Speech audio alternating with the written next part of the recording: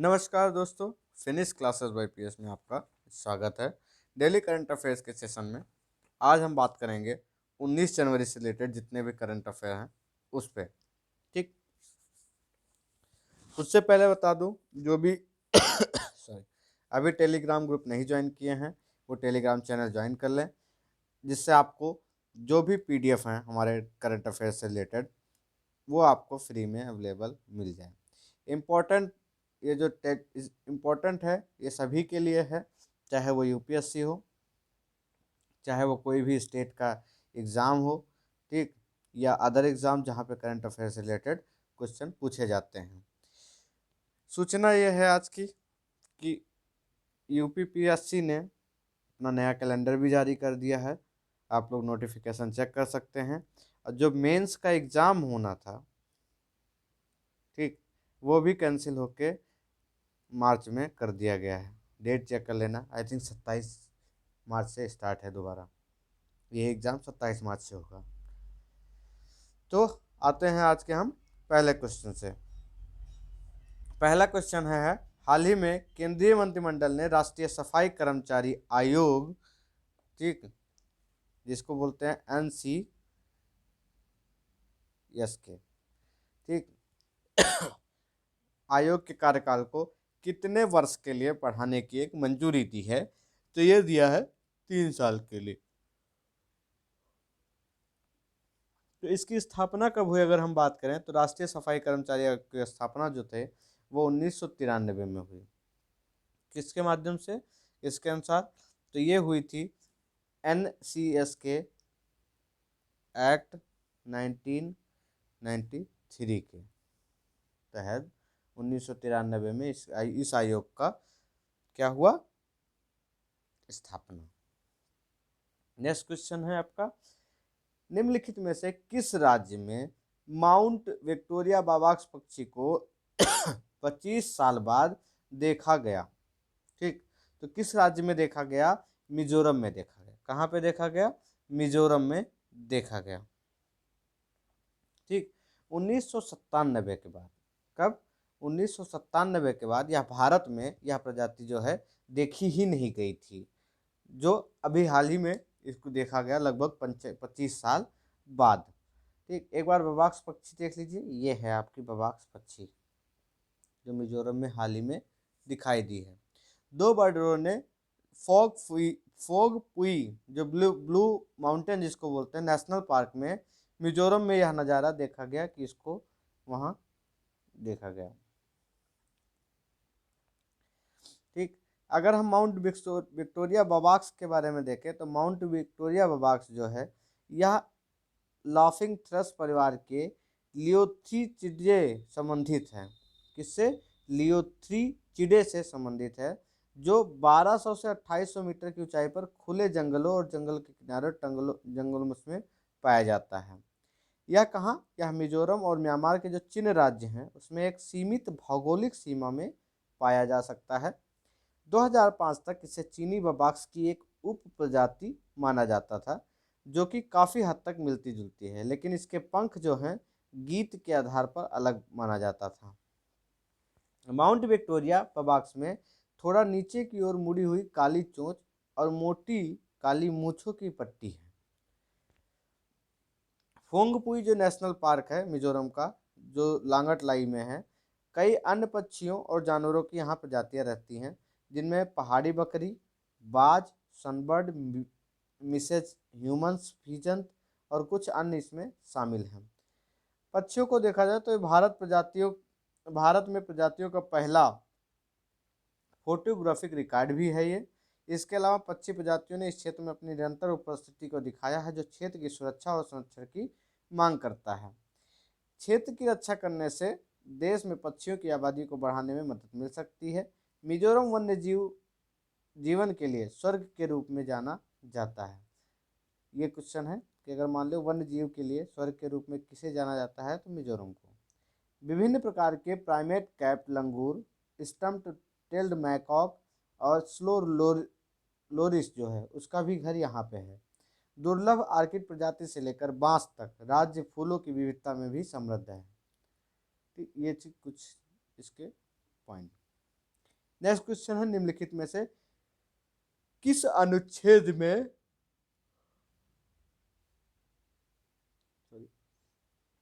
अंतरराज्यीय जल विवादों के न्याय निर्णय का प्रावधान किया गया है? तो किस अनुच्छेद में किया गया है? ये किया गया है अनुच्छेद 262 में। 262 कहता है कि जो अंतरराज्यीय नदी जल विवाद है उसको हल करने के लिए एक न्यायाधिकरण का गठन करना वो अनुच्छेद 62 कहता है। ठीक, तो ये अनुच्छेद 62 से रिलेटेड है। 3 आर्टिकल और दिए हुए हैं, अगर उनके बारे में देखें। अनुच्छेद 63 किससे रिलेटेड है? तो अनुच्छेद 63 किस अंतरराज्यीय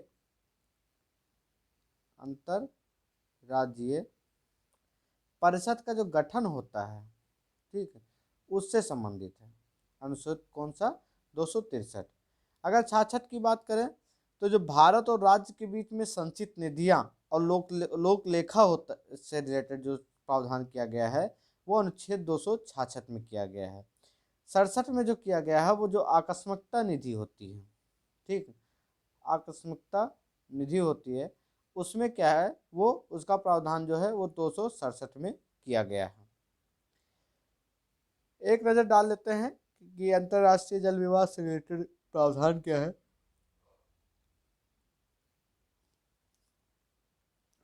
अनुच्छेद 262 अंतरराज्यीय जल विवादों के न्याय निर्णय का प्रावधान करता है। इसके दो प्रावधान हैं। पहला, संसद कानून द्वारा किसी भी अंतरराज्यीय नदी घाटी के पानी के उपयोग, वितरण और नियंत्रण के संबंध में किसी भी विवाद या शिकायत के न्याय निर्णय का प्रावधान ये कर सकती है। संसद यह भी प्रावधान कर सकती है कि किसी भी विवाद या शिकायत के संबंध में ना तो सर्वोच्च न्यायालय और न ही कोई अन्य न्यायालय के अधिकार क्षेत्र का ये प्रयोग करे। राज्य सूची की जो प्रविष्टि 17 है उसमें जल आपूर्ति, सिंचाई, नहर जल निकासी, तटबंध जल भंडारण, जल शक्ति से संबंधित है। केंद्र ने नदी बोर्ड अधिनियम 1956, अंतरराज्यीय जल विवाद अधिनियम 1956 भी अधिनियमित किया है। अगर हम देख लें कुछ नदी विवाद जो क्षेत्र हैं वो कौन कौन से हैं। रवि और ब्यास नदी जो है उस पर अगर देखा जाए तो पंजाब, हरियाणा, राजस्थान के बीच में विवाद है, जिसके बीच में है। नर्मदा नदी पे मध्य प्रदेश, गुजरात, महाराष्ट्र, राजस्थान। कृष्णा महाराष्ट्र, आंध्र प्रदेश, कर्नाटका, तेलंगाना।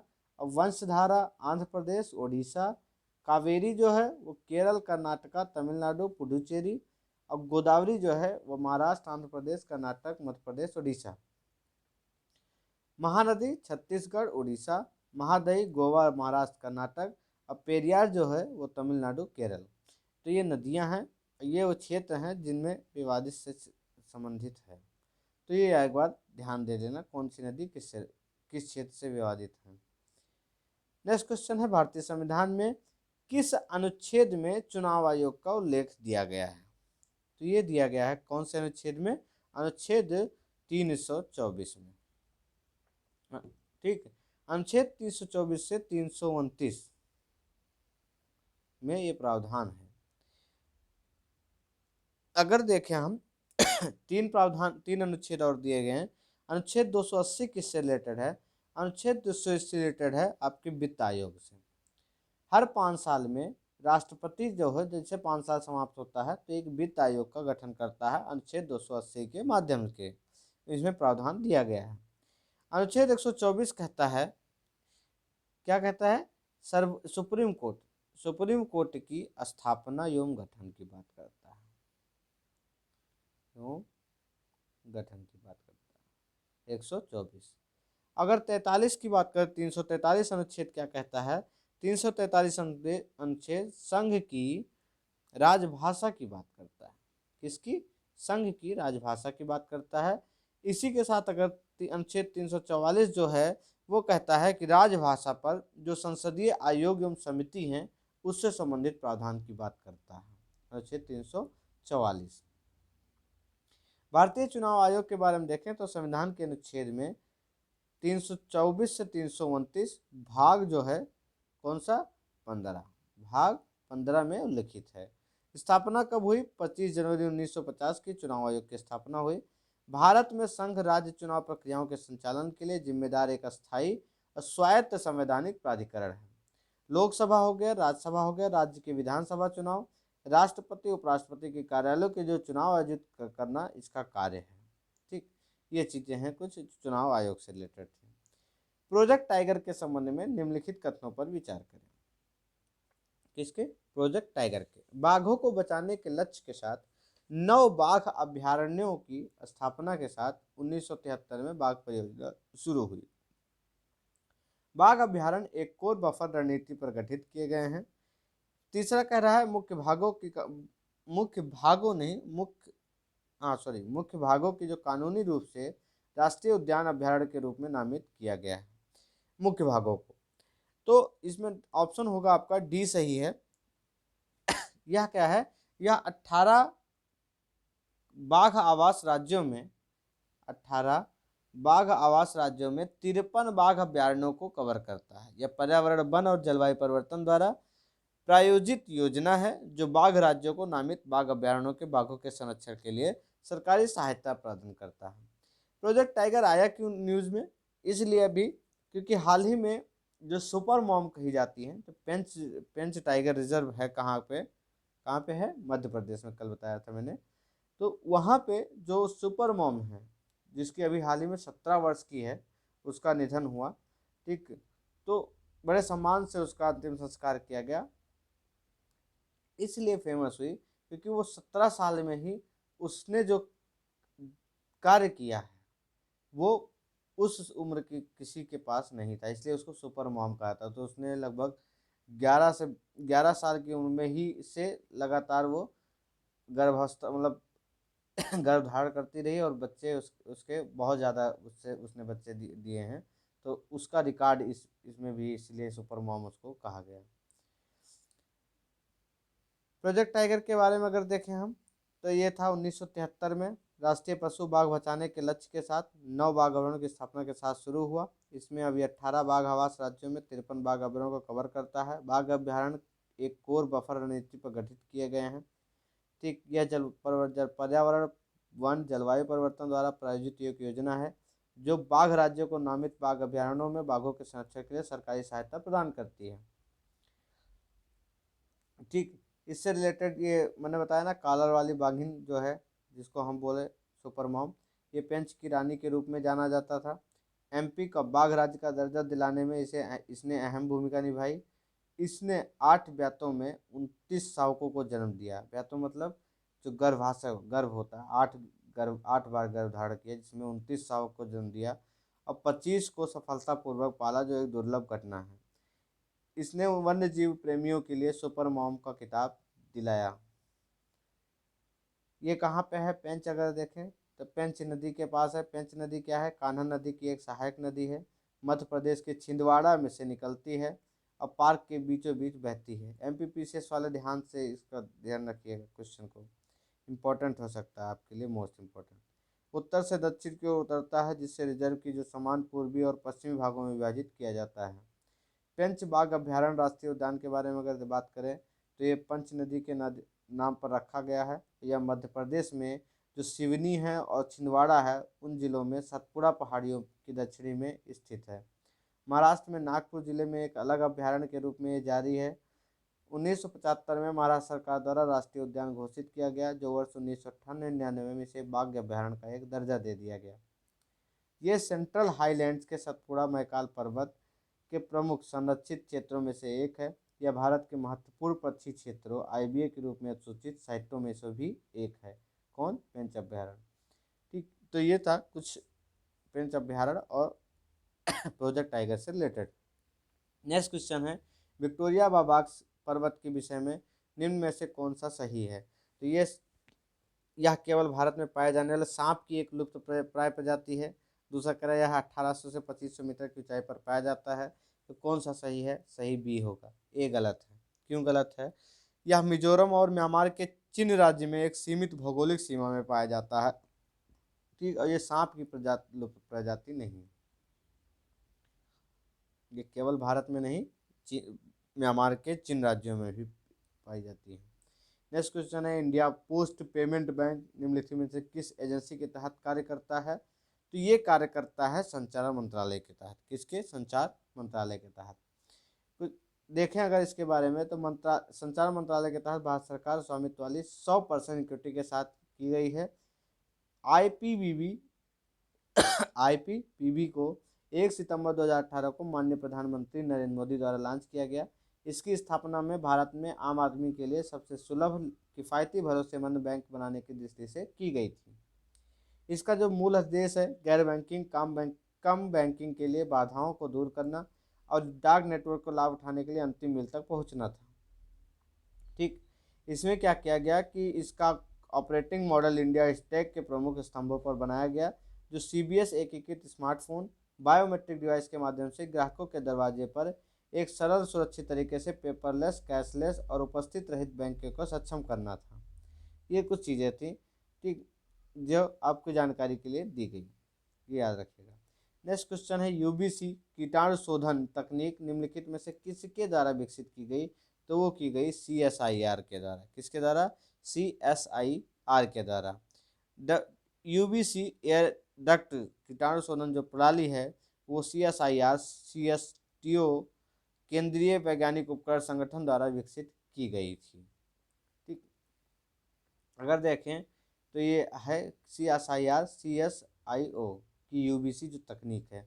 यूबीसी तकनीक को एरोसॉल में निहित सार्स कोव 2 वायरस को निष्क्रिय करने की आवश्यकताओं के अनुसार विकसित किया गया। इसका निर्माण क्या है कि जो वेंटिलेशन है उपायों के साथ किया गया, जो सुरक्षा और उपयोगिता दिशा निर्देशों और परीक्षण के लिए जैव सुरक्षा मानकों के लिए यह आवश्यक है। इसमें क्या कहा गया कि यह तकनीक जो है 254 यूवी प्रकाश उपयोग करके उचित खुराक के साथ जो वायरसों, बैक्टीरिया, कवक और अन्य जैव जो हैं उनको निष्क्रिय कर देती है। यूवी एयर डक्ट कीटाणु शोधन प्रणाली सभागारों, बड़े सम्मेलन कक्षों कक्षाओं, मॉल आदि में स्थापित की जा सकती है, जो वर्तमान महामारी में इंडोर गतिविधियों के लिए अपेक्षाकृत एक सुरक्षित वातावरण प्रदान करती है। ये चीज़ें हैं। नेक्स्ट क्वेश्चन है, शहरी नियोजन क्षमता 2021 की रिपोर्ट किसके द्वारा संकलित की गई? तो ये किया गया नीति आयोग के द्वारा। किसके द्वारा? नीति आयोग के द्वारा। नेक्स्ट क्वेश्चन है, पद्मश्री पुरस्कार से सम्मानित निम्न में से किस मशहूर कार्टूनिस्ट का 97 वर्ष की उम्र में निधन हो गया? तो वो हो गया नारायण देवनाथ का। ये कहाँ के थे? ये बंगाली कॉमिक के, बंगाल के थे।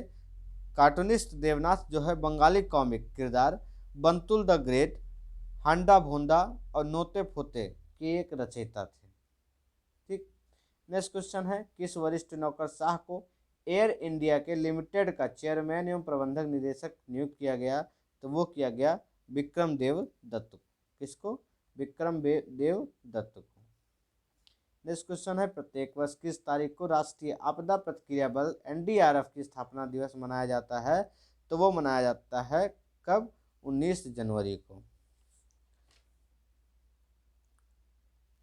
नेक्स्ट क्वेश्चन है, डेनिस अलीपोव को किस देश में रूस का नया राजदूत नियुक्त किया गया? तो ये किया गया भारत देश में। कहाँ पे? भारत देश में। नेक्स्ट क्वेश्चन है आपका, रिलायंस इंडस्ट्रीज ने घरेलू रोबोटिक्स कंपनी एडवर्ड में कितने प्रतिशत हिस्सेदारी खरीद ली है?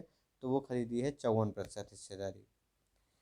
नेक्स्ट क्वेश्चन है आपका, ऑस्ट्रेलियाई बिग बैश लीग में खेलने वाले पहले भारतीय खिलाड़ी निम्न में से कौन बने हैं? तो वो हैं उन्मुक्त चंद। कौन बने हैं? उन्मुक्त चंद। नेक्स्ट क्वेश्चन है, हाल ही में किस देश ने दुर्लभ मृदा तत्व आपूर्ति पर चीन के कथित चेक होल्ड को समाप्त करने के उद्देश्य से कानून प्रस्ताव पारित किया? तो किस देश ने किया? वो किया अमेरिका ने। यह विधेयक का उद्देश्य था कि जो दुर्लभ मृदा तत्व है उसकी आपूर्ति व्यवधानों के खतरे से अमेरिका की रक्षा करना और तत्वों के घरेलू उत्पादन को प्रोत्साहित करना है। कानून के तहत क्या हुआ कि वर्ष 2025 तक दुर्लभ पृथ्वी खनिजों के राजनीतिक रिजर्व की आवश्यकता होगी।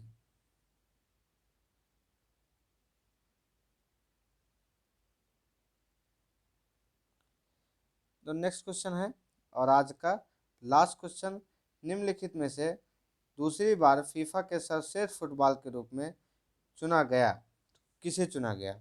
ये चुना गया रॉबर्ट लेवांडोव्स्की को। ठीक, आज का इतना ही क्वेश्चन थे। Thank you so much for this session. Please like, subscribe, share ज़रूर करें, साथ साथ कमेंट भी ज़रूर करें। और जो लोग टेलीग्राम चैनल से नहीं जुड़े हैं प्लीज़ जुड़ जाएं, सब्सक्राइब कर दें, साथ साथ दूसरों से भी शेयर करें, ठीक, जिस ज़्यादा से ज़्यादा लोग जोड़ें। और बेल आइकन दबाना ना भूलें जिससे आपको नोटिफिकेशन डेली का मिलता रहे। Thank you so much.